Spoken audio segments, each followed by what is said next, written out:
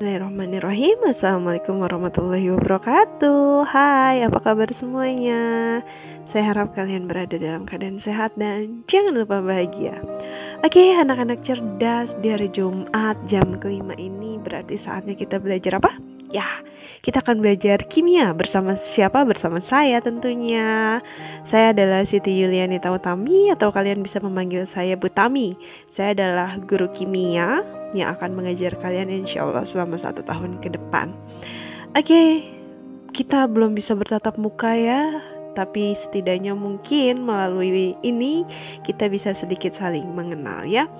Oke, kita masuk di pelajaran kimia. Sebelumnya mungkin ketika kalian SMP tidak ada mata pelajaran khusus kimia karena dia masuk ke dalam mapel IPA ya. Dan saya yakin kalian di pelajaran IPA-nya juga sudah mengetahui sebenarnya beberapa aspek kimia seperti misalkan asam basa, kemudian atom, larutan, dan campuran. Oke, untuk di kelas 10 ini kita tidak akan dulu terlalu dalam di pertemuan pertama ini. Kita akan mempelajari tentang apa sih? Ya, kita akan mempelajari hakikat dan peranan dari ilmu kimia. Oke, silahkan disiapkan buku catatannya ya. Sebelumnya saya pengen nanya dulu nih, apa sih kimia itu? Coba kalian tuliskan di dalam buku catatan kalian apa yang terlintas pertama kali dalam pikiran kalian ketika kalian mendengar kata kimia. Oke, saya kasih waktu 3 detik ya. Oke, 1, 2, 3.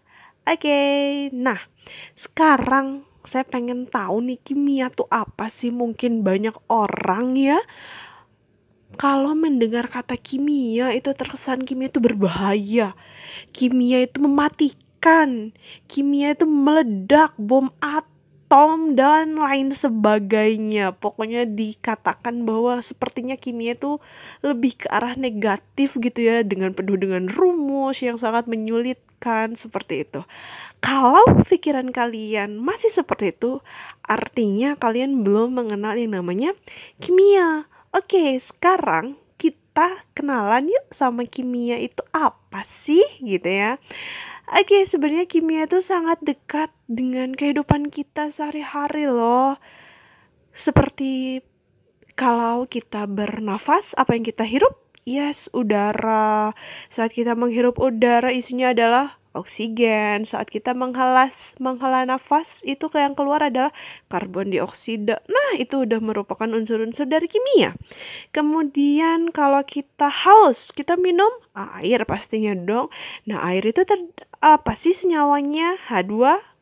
Nah, itu juga salah satu dari senyawa kimia. Kemudian saya yakin pasti kalian juga akan mengkonsumsi kalsium, mengkonsumsi potasium, mengkonsumsi iodin, kemudian fosfor, kemudian magnesium, kemudian zinc, kemudian natrium, dan juga fluor.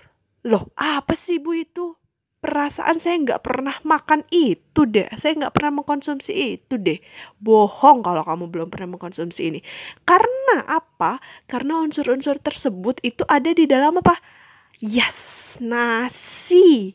Nggak mungkin kayaknya kita nggak pernah yang namanya nyobain makan nasi ya. Nah, di dalam nasi itu ternyata banyak sekali unsur-unsur kimia. Jadi kalau kalian masih berpikir kimia itu sulit, oke, fine, berarti bernafas itu sulit ya? Sepertinya tidak ya. Jadi kita harus mengubah pikiran kita bahwa kimia itu adalah sesuatu yang menyenangkan dan sangat dekat dengan kehidupan kita sehari-hari. Jadi bukan hanya yang namanya bahan kimia berbahaya. Saya mah gak mau minum obat kimia, saya mah maunya minum obat herbal aja.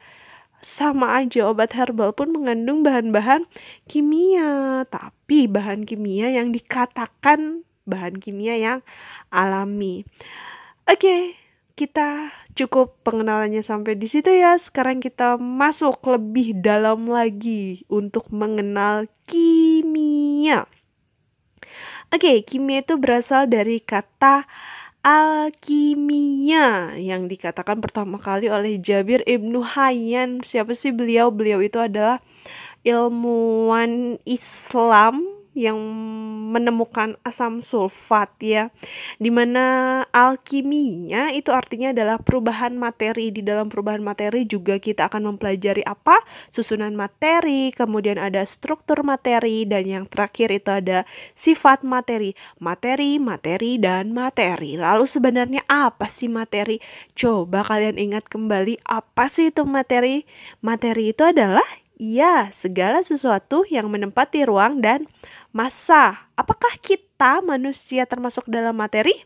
Oh, tentu saja, karena kita memiliki massa dan kita menempati ruang gitu ya. Contohnya misalkan kalau kita masuk ke dalam suatu ruang, kalau orangnya penuh itu berarti kan akan berdesak-desakan ya, itu artinya apa? Kita menempati ruang ya.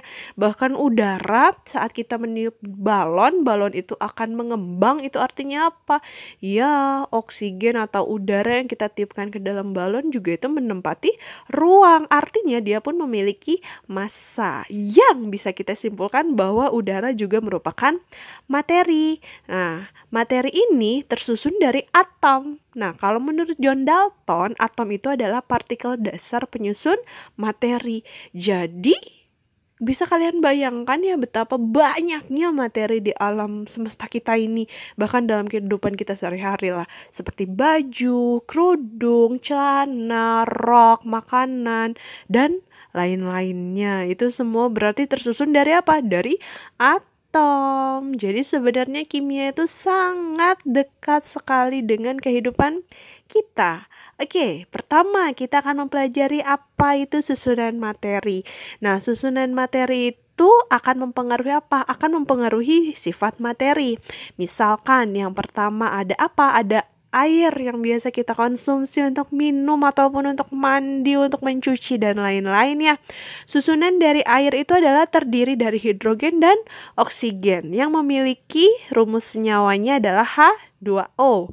Kemudian ada apa lagi? Ada salt atau garam. Garam itu tersusun dari apa aja sih unsurnya?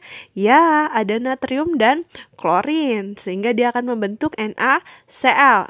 Dan juga misalkan ada lagi apa? Ada lagi alkohol. Alkohol itu tersusun dari apa aja sih? Ya, dia tersusun dari karbon, oksigen, dan hidrogen. Kalau kita lihat antara air dan alkohol sebenarnya memiliki kemiripan ya. Penyusunnya yaitu terdiri dari hidrogen dan oksigen, tapi jangan salah, mereka memiliki sifat yang sangat berbeda. Dimana kalau yang kita tahu kalau air itu bisa memadamkan api, tapi alkohol itu bisa menjadi salah satu sumber bahan bakar loh. Artinya dia itu mudah sekali untuk terbakar. Nah, kemudian selanjutnya kita akan masuk di struktur materi. Nah, di sini bisa kalian lihat di sini ada berlian. Berlian itu berasal dari mana sih? Berlian itu berasal dari intan. Jadi bedanya berlian sama intan itu, kalau berlian itu adalah intan yang sudah dibentuk ya. Kemudian ada apa di sini? Ada grafit. Apa sih itu grafit? Nah, di sini grafit itu biasanya dijadikan sebagai isi pensil ya, atau bisa dijadikan juga sebagai isi dari batu baterai yang warna hitam kalau kalian tahu. Nah, sedangkan kalau berlian itu yang kita tahu bisa menghasilkan perhiasan ya, dan dia bernilai cukup mahal. Tapi yang perlu kalian tahu, ternyata mereka itu memiliki susunan unsur yang sama, yaitu terdiri dari apa? Terdiri dari karbon. Tapi karena mereka memiliki struktur yang berbeda, akhirnya mereka pun memiliki sifat yang berbeda. Dimana kalau berlian itu, dia itu bahkan tidak bisa dipotong ya.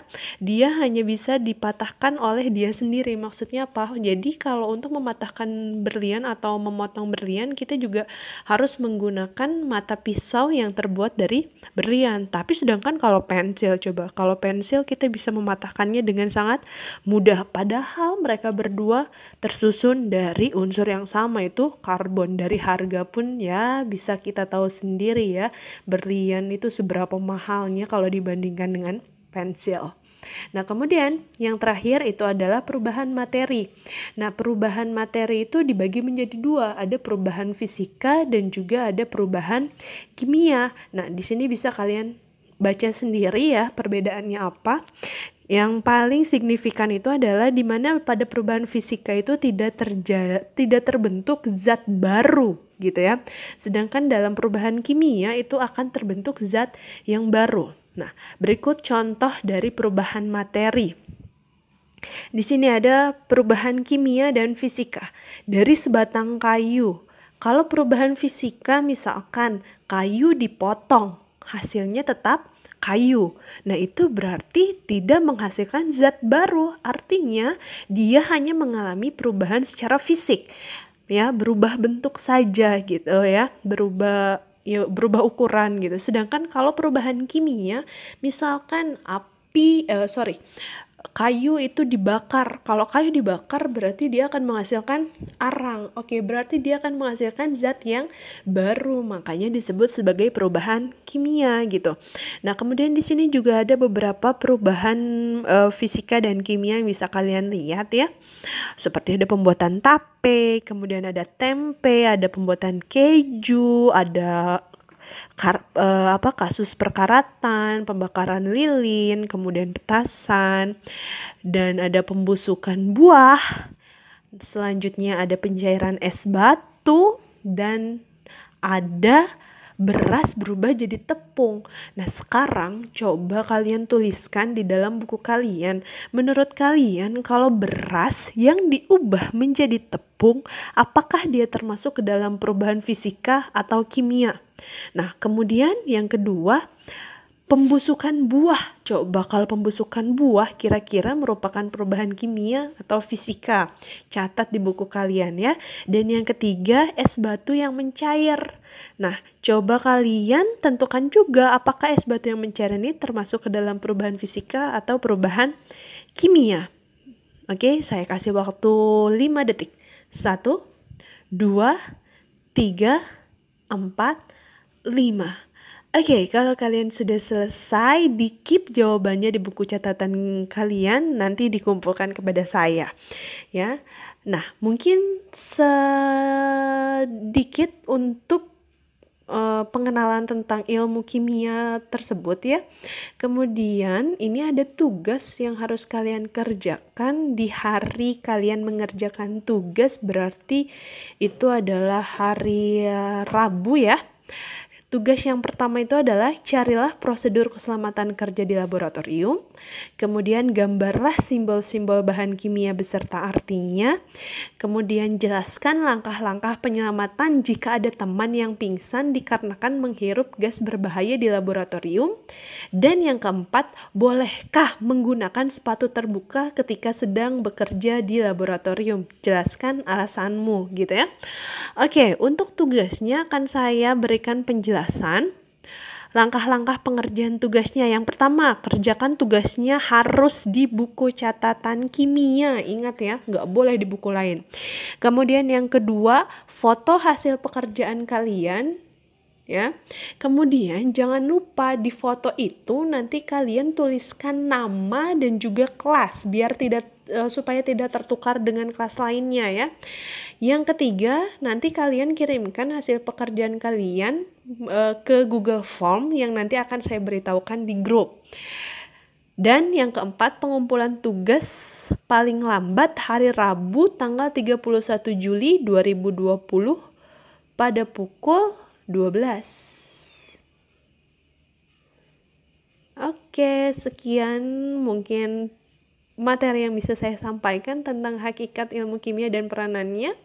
Jangan lupa kalian untuk mengerjakan tugasnya, kemudian dikumpulkan. Ingat, nanti linknya saya beritahukan di grup kelas 10. Oke, terima kasih banyak semuanya. Tetap semangat anak-anak cerdas. Wassalamualaikum warahmatullahi wabarakatuh.